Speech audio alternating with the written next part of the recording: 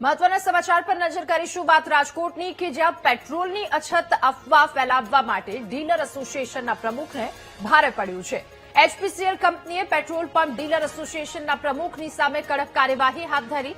Gopal ચુડાસમાનું petrol પંપનું licence suspend કરવામાં આવ્યું છે.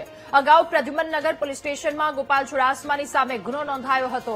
ત્યારે ગુનો દાખલ થતા ગોપાલ ચુડાસમા ફરાર થઈ ગયો છે.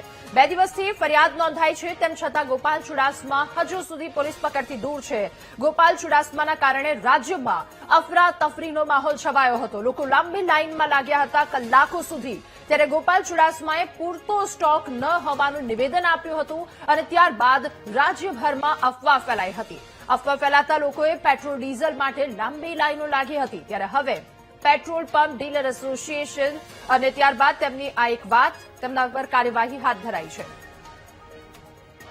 દિવસ પહેલા દેશભરમાં ક્યાંક ને ક્યાંક પેટ્રોલ ડીઝલની અછત હોય તે પ્રકારની અફવા ફેલાઈ હતી અને અલગ અલગ પેટ્રોલ પંપ ઉપર વાહન ચાલકોની લાંબી કતારો છે તે જોવા મળી હતી. સમગ્ર મામલે ક્યાંક ને ક્યાંક અફવાને પગલે જે પેટ્રોલ પંપ સંચાલક છે ગોપાલ ચુડાસમા, તેમની વિરુદ્ધ પોલીસ ફરિયાદ નોંધાઈ હતી, કારણ કે તેમને ક્યાંક ને ક્યાંક અફવા ફેલાઈ હોવાનો આક્ષેપ છે તે કરવામાં આવ્યો છે. અને ત્યારબાદ પોલીસે, પ્રદ્યુમનનગર પોલીસે ફરિયાદ છે તે નોંધી છે અને હાલ જે આ ગોપાલ ચુડાસમાનો જે પેટ્રોલ પંપ છે ત્યાં પણ કંપનીએ કાર્યવાહી કરી છે. જે એચપીનો પેટ્રોલ પંપ છે, એટલે કે આ કંપની દ્વારા લાયસન્સ છે તે સસ્પેન્ડ કરવામાં આવ્યું છે. ગોપાલ ચુડાસમા જે પેટ્રોલ પંપના માલિક છે તેમનું લાયસન્સ છે તે પણ સસ્પેન્ડ કરવામાં આવ્યું છે, કારણ કે તેમના દ્વારા જે અફવા ફેલાવવામાં આવી હતી તેના જ કારણે વાહન ચાલકોમાં આંધીધૂની સર્જાઈ હતી ને વાહન ચાલકો મોટી સંખ્યામાં જે કહી શકાય છે કે જે પેટ્રોલ ભરાવવા માટે લાઇનોમાં જોવા મળ્યા હતા. આપણી સાથે વાહન ચાલક છે, તેમને પૂછવાનો પ્રયત્ન કરશે. ભાઈ, શું લાગે છે, હવે તો રેગ્યુલર પેટ્રોલ મળવા માંડ્યું ને? પેટ્રોલ મળતું નથી, 3-4 દિનનું કીએ. એમ નહીં, બીજા બધા પેટ્રોલ પંપે તો મળે છે. મળે. એટલે આ અફવા હતી ને એવું માનો છો ને? અફવા જ હતી. શું કેશો? હવે આ અફવા નથી એટલે હવે તો શાંતિ ને રાહત. હવે શાંતિ રાહત છે. અફવા ન ફેલાવી જોઈએ ને? ન ફેલાવી જોઈએ એમ. અફવા ન ફેલાવી જોઈએ. અફવા ન ફેલાવી જોઈએ ને? લોકો હેરાન થાય. હા, લોકો હેરાન થાય. બધી રીતે ઓલી પડે, મુશ્કેલી પડે. લાઈનમાં માથા ખોટું થાય છે બધી જાતની. હા, થાય જ ને લાઈન ઉભા રહીએ તો. જે પ્રમાણે અફવા ફેલાઈ હતી ને તેને જે પગલે અંધાધૂની સર્જાઈ હતી. પેટ્રોલ પંપ ઉપર હાલ તો પેટ્રોલ જે આ સીલ જે કહી શકાય છે કે સસ્પેન્ડ કરવામાં આવ્યું છે લાયસન્સ. અને આપણી સાથે જે કર્મચારીઓ છે તેમને પૂછવાનો પ્રયત્ન કરીશ. ભાઈ શું કહેશો, આજે બંધ છે? શું છે?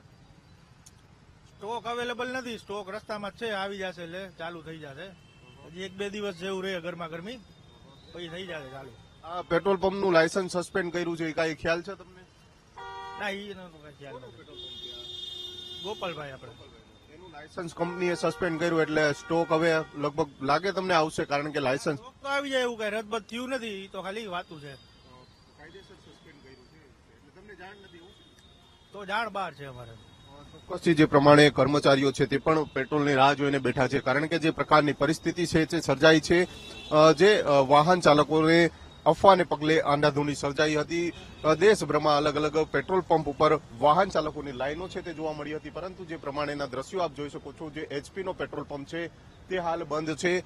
ક્યાંક ને ક્યાંક જે લાયસન્સ રદ છે તે કરવામાં આવ્યું છે. ગોપાલ ચુડાસમા ફરાર છે, તેમની વિરુદ્ધ પ્રદ્યુમનનગર પોલીસ મથકમાં ગુનો છે તે નોંધવામાં આવ્યો છે, પરંતુ જે પ્રમાણે ગુનો નોંધવામાં આવ્યો છે ત્યારબાદ પોલીસ દ્વારા તેમની ધરપકડ હજુ સુધી કેમ નથી કરાઈ તે સૌથી મોટો સવાલ છે. હાલ તો જે એચપી કંપની છે તેમના દ્વારા આ પેટ્રોલ પંપનું લાયસન્સ છે તે રદ કરવામાં આવ્યું છે. એટલે કે જે લોકો અફવાઓ ફેલાવે તેમની વિરુદ્ધ હવે કડક કાર્યવાહી છે તે પોલીસ દ્વારા તો કરવામાં આવી રહી છે, સાથે સાથે જે કંપની છે તેમના દ્વારા પણ કરવામાં આવી છે. એટલે કે અફવાને પગલે આ પ્રકારની જે પરિસ્થિતિ સર્જાય તો પણ જે દાખલો જોવા મળી રહ્યો છે, કારણ કે જે અફવાઓ ફેલાઈ હતી ને ત્યારબાદ અંધાધૂની સર્જાઈ હતી ને તેનું જ આ પરિણામ આવ્યું છે કે આ પેટ્રોલ પંપનું જે લાયસન્સ છે તે સસ્પેન્ડ કરવામાં આવ્યું છે. કેમેરામેન નિશિત ગડિયા સાથે ભાવેશ સુંદરવા, વીટીવી ન્યૂઝ, રાજકોટ.